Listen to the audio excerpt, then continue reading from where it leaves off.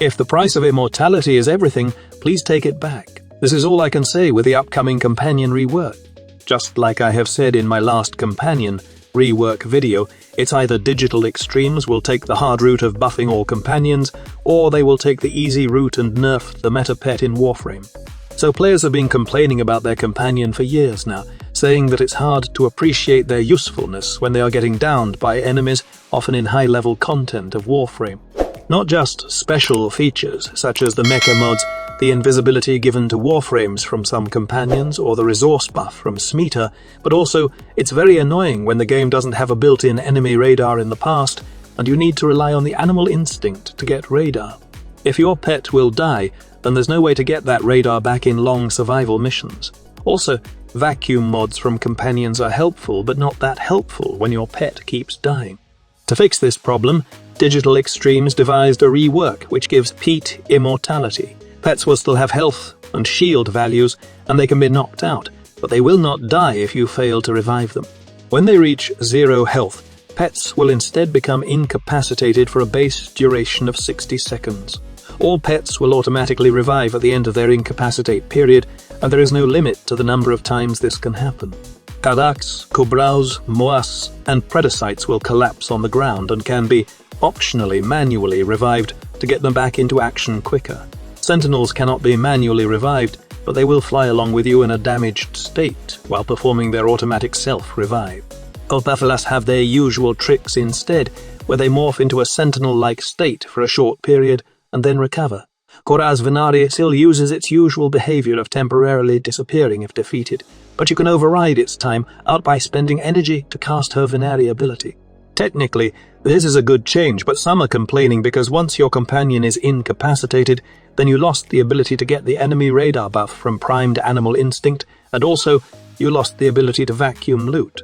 To make it short, they hate the downtime of 60 seconds wherein you can't use enemy radar and vacuum. While enemy radar isn't that necessary anymore, since with the upcoming update, we will have a built-in enemy radar on our Warframe for about 30 meters. The vacuum, though, will have a downtime for 60 seconds, but honestly, this is not the nerf I'm talking about earlier, and in fact, players shouldn't complain about this, since there's an option to lower the downtime with new mods.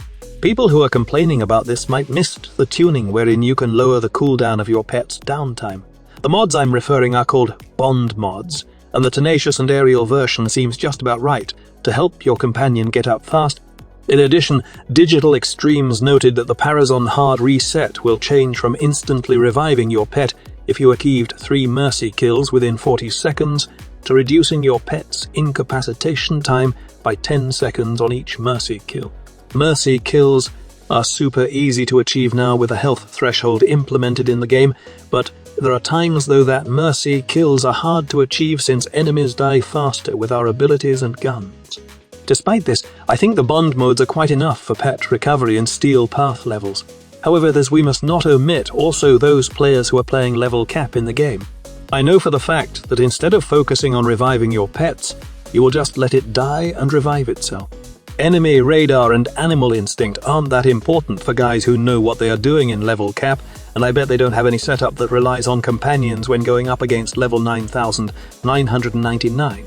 For steel path levels, I can honestly say that you will enjoy the companion rework, as pets will also be given more survivability with the upcoming pet stat changes.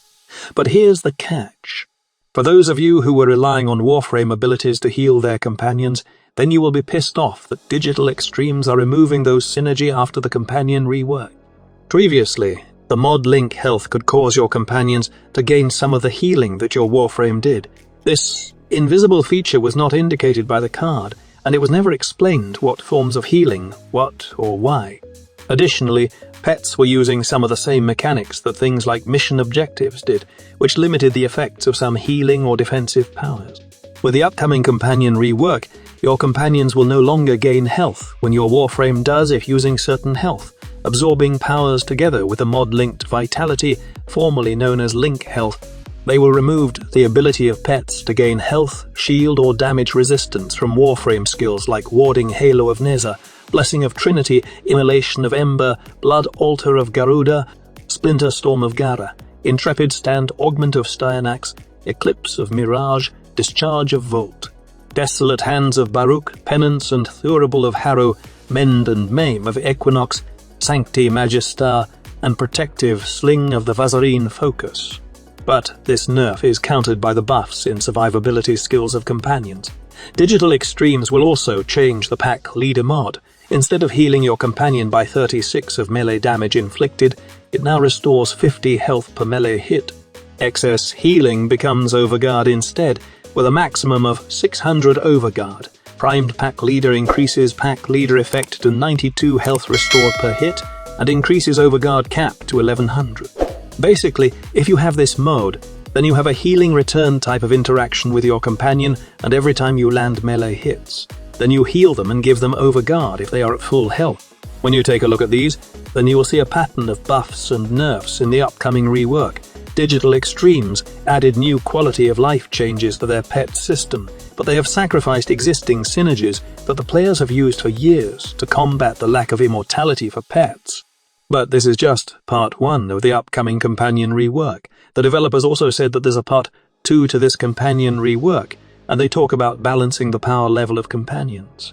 Now, if you have watched my video about the upcoming rework before the dev stream, I have said that the rework is both exciting as scary as they might give us immortality, but they might be balancing things radically, and I was right when I said that Digital Extremes might take the easy route on.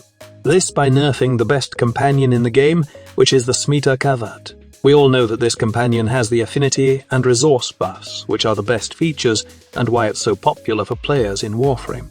I bet that Digital Extremes will do something crazy in the next companion rework, by possibly removing this buffs from the Smita Kavat and adding a more combat or utility mod for the cat.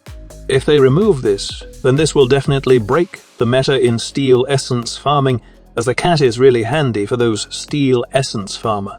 But steel essence farmer are not the only ones affected by this, but also those players who rely on the Smita Kavat to gain more resources in a team farming composition.